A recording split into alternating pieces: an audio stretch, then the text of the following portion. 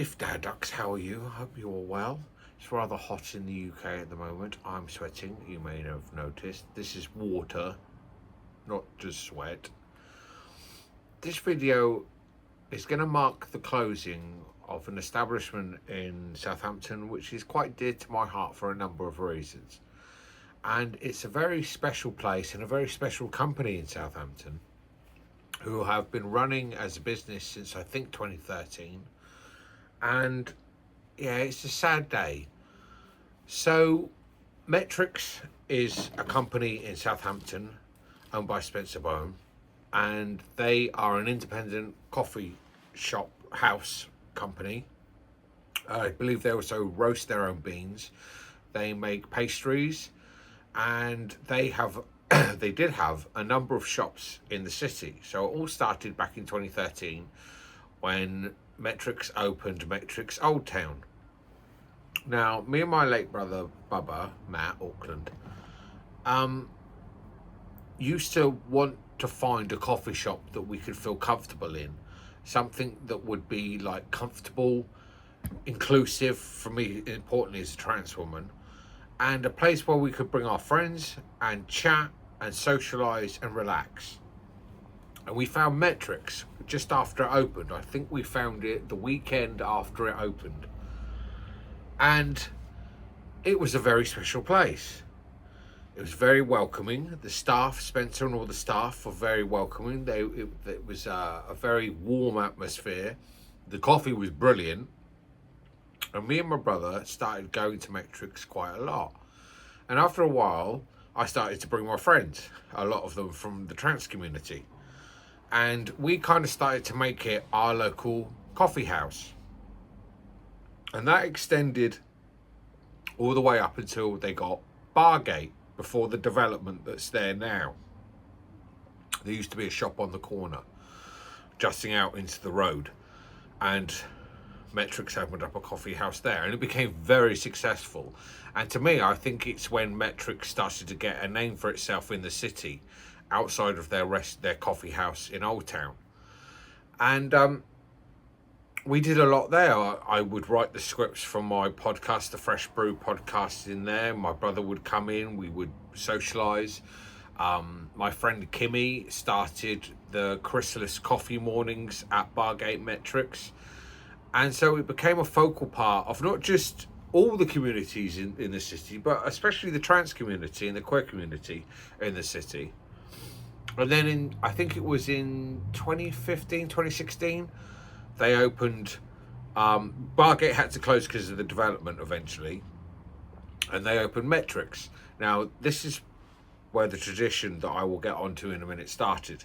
When Bargate shut, me and my late brother made it a point of buying the last two coffees in Bargate. Now, we were some of the last people to buy them in Old Town before it closed, but I don't think we were there on the last day. I can't quite remember. But at Bargate, we were there and we bought the last two coffees Mettricks ever sold at Bargate. And then they opened Mettricks Guildhall. Mettricks Guildhall was in the flashy part of Southampton, the cultural quarter, a new development in the city, right up by the Civic Centre and the Guildhall, where Southampton Pride holds its events. And it started to become the focal point of a number of communities, especially for me, the trans community. So we extended what we used to do on the Sunday mornings at Mettricks Guildhall, Bargate, and extended it to Mettricks Guildhall, and we would have the coffee mornings on a Sunday. And then after a while, we'd be at Chrysalis, which is now Beyond Reflections, the trans charity, the organisation that helps trans people. We would meet after Chrysalis and we would go up to Mettricks Guildhall because it opened quite late at night, and we would have coffee, drinks and stuff in Mettricks Guildhall. And this became a bit of a tradition until I stopped, and well, really until I stopped working as a volunteer and trustee for Chrysalis. But we still kept it as our local coffee house. Me and my late brother were always up there, and we used to love the evening times because it would stay open quite late and you could have a coffee at like 8 o'clock at night. It was brilliant. Well, you couldn't do that in Southampton before then. Can't do that in Southampton now. So it became a focal point for us, for me and my late brother, a familiar place, a warm place, a loving place, a real community place. There was never any trouble there. It was special. Now, what put Mettricks Guildhall, there's a lot of them, Mettricks Guildhall on the map was the fact in history for Southampton was that it was the first place that Southampton Pride held their first organising meeting to discuss how to go forward and create Southampton Pride. So it played a focal part in the development of Southampton Pride. It was also the place that this year, 2026, we held our T-Dove event, our Transday Visibility event. We were hoping to get Mettricks Guildhall for T-Door, but we couldn't get it for Transday of Remembrance. They were overbooked. They had another function on. So we managed to get it for Transday of Visibility. And I'm kind of happy that we had. So basically what the story is Mettricks Guildhall, after a decade of being open and serving that part of the community, has had to close its doors. And that's because the landlord has put the rent up. Greedy so-and-so. It's not that Mettricks are not making any money or profitable. They are, but they couldn't justify the hike in the rent. It was so much. Now, this is not the end of Mettricks. They still have Mettricks Waterside in Wolston and Mettricks Portswood in Portswood.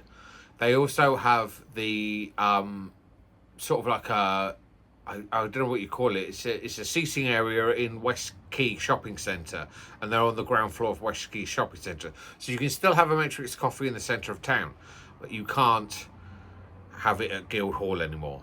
So sadly, on the 9th of August 2026, Mettricks Guildhall shut its doors for the final time.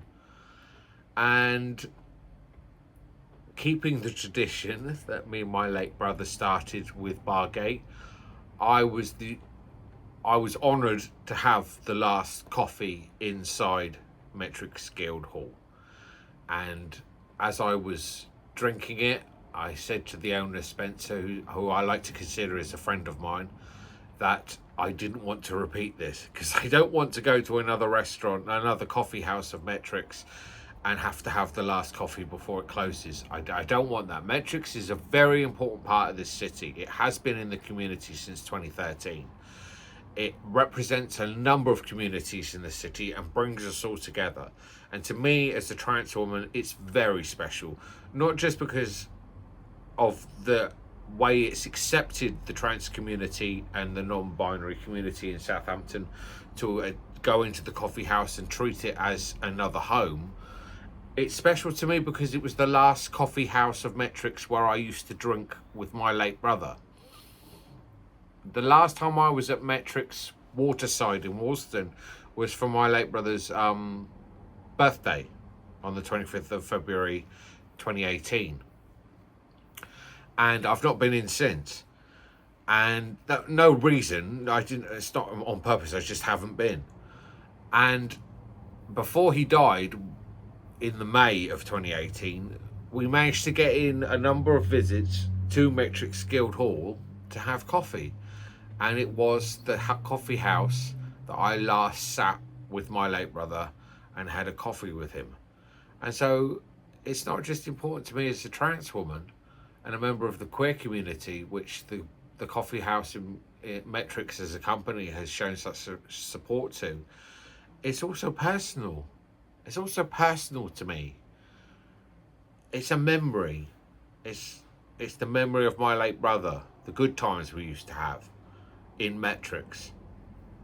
Now, Spencer used to call Mettricks Southampton's living room.